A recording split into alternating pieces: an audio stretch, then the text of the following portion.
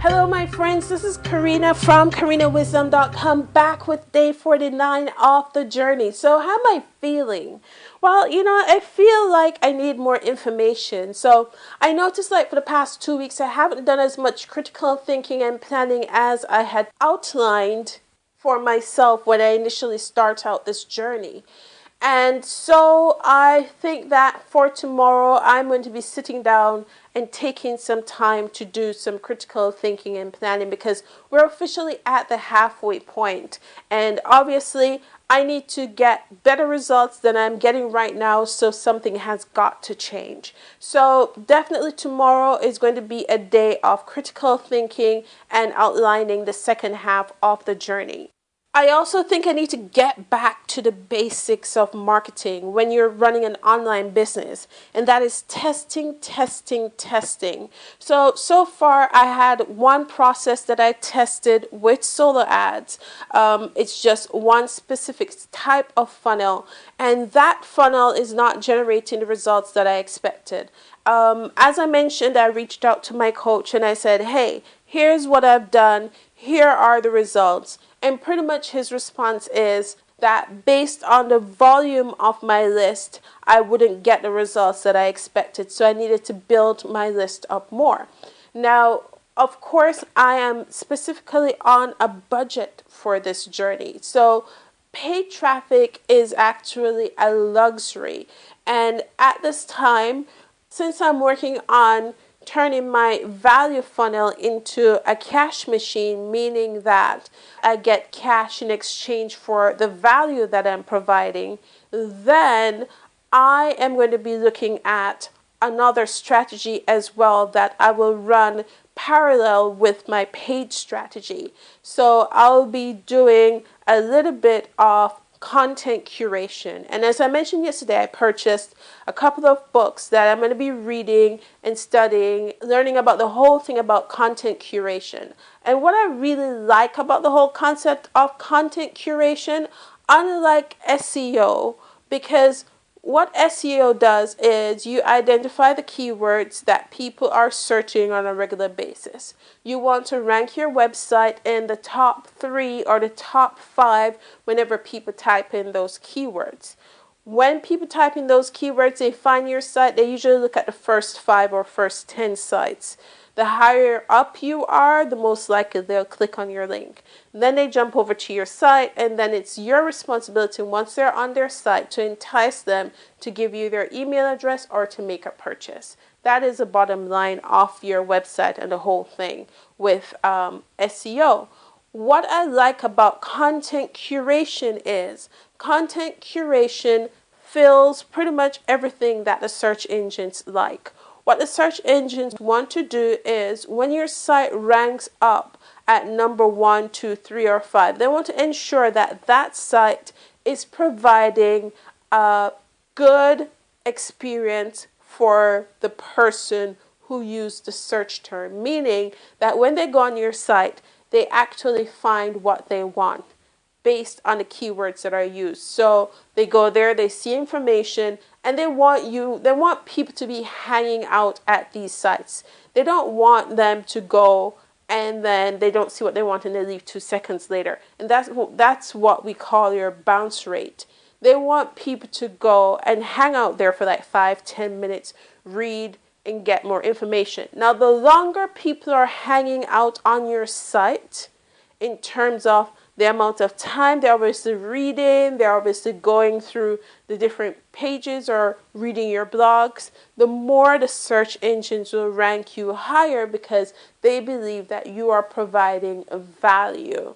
So when you do content curation, and apparently my whole idea of content curation is a little bit skewed, my impression of content curation, or as it was explained to me before, is that I pretty much get my content and I put it out there on social media sites or content sharing sites like StumbleUpon or Dig or Delicious, those social bookmarking sites, or whether I put it out on in form of a PDF on these PDF sharing sites or convert it into a podcast or make it into a video and just putting the content out there in different formats.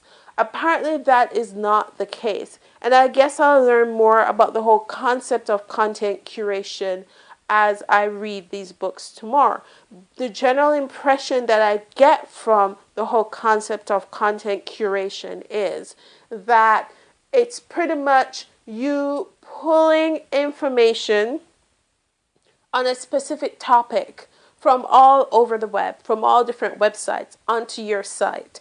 And you're giving these websites credit for the information, and you are forming your own post using their information and doing a commentary. So that saves people. What's awesome, why the search engines love the whole concept of content curation is people can just come to your site and stay there and get everything that they need. They don't have to go to 5 different sites to get the information. So I really love the whole idea of content curation on my site, and I think that's an angle, that angle feels really good. I'm going to be going in that direction because I want people to be hanging out on my site. Now, as I mentioned before, the whole thing about marketing is testing, testing, testing. So I'll be testing my content creation strategy. As I mentioned before as well, the current value funnel that I have, the way how it is set up with the squeeze page and the offer that I have, I don't see the results that I expected from that offer. So now I'm going to be taking a different strategy. I'm going to be looking for low ticket offers under $10 and running paid traffic to those low ticket offers and see how it works. I have two solo ad vendors that I really like based on the test that I did. I'm going to be studying the open rates and the click rates on the emails that I send out to these lists just before I make a final decision on whether or not these vendors are going to be getting repeat business from me. I know there's definitely one vendor that's not going to be getting repeat business from me. And then I'm going to be testing a couple more vendors as well. So the new strategy now that I'm going to be using, well, let me just tell you what I was doing before. Before I had squeeze page, low ticket offer, and then value funnel. What I'm going to be testing now differently is, actually, now that I think of it, I have to do a second version of that value funnel. I'm going to be doing squeeze page, review video, offer, and then value funnel. So I'm going to test some traffic to that and see what my conversions are like in terms of breaking even on my initial investment. Now, this new funnel that I'm going to be building with these 2 to 3 affiliate offers, I'm also going to be doing squeeze page, review video, offer, and then value funnel. I'll also be focused on fleshing out my value funnel as it is. There are 2 more things I'm going to be adding that I've been working a lot on lately, so I feel really competent at weaving this into the value funnel, and that's solo ads. Well, actually it's 3. That's solo ads, squeeze pages, because I've built my value funnel now, right? And email marketing. So those are 3 more trainings that I'm going to be adding to my value funnel so I can provide more value to my list. So right now the challenge is figuring out which offer my list wants so that I can break even and buy more traffic to drive to the offer.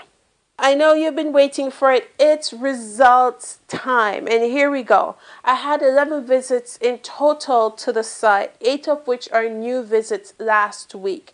Now, I know those numbers are low. However, remember my focus was not in terms of driving free traffic to my site because I'm not doing any SEO strategies. I'm not doing any free traffic strategies. Now, me using content curation is going to be a free traffic strategy. So I'll definitely see content curation and a press button SEO software that I'm using as well.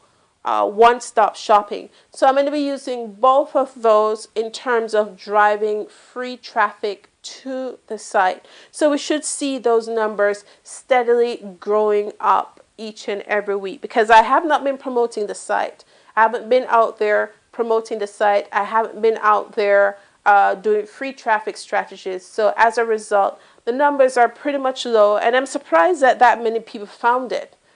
So obviously there's something there that's drawing people back to the site. My Alexa ranking went up by 31,648. That's 2 times the amount last week. Oh, yes, I know what I did a little bit differently in terms of links to my site. This is something that I learned, because you know that I create a video for you guys every single day.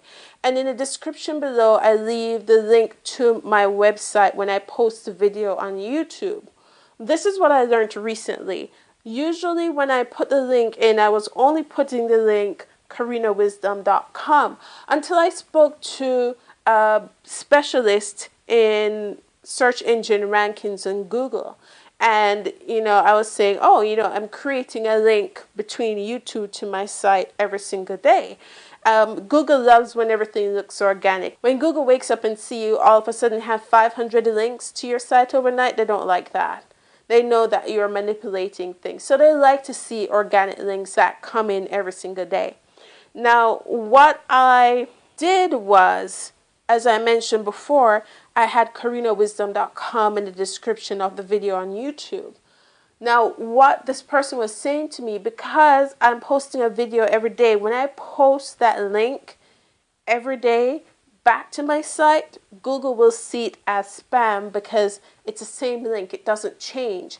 And remember, Google is all about adding value. So if I'm sending everybody back to the same URL every single day, Google doesn't like that. So what I did instead was, now I put the URL for each post related to the video. So that may have affected my Alexa ranking because I'm using a different linking strategy from YouTube to my blog.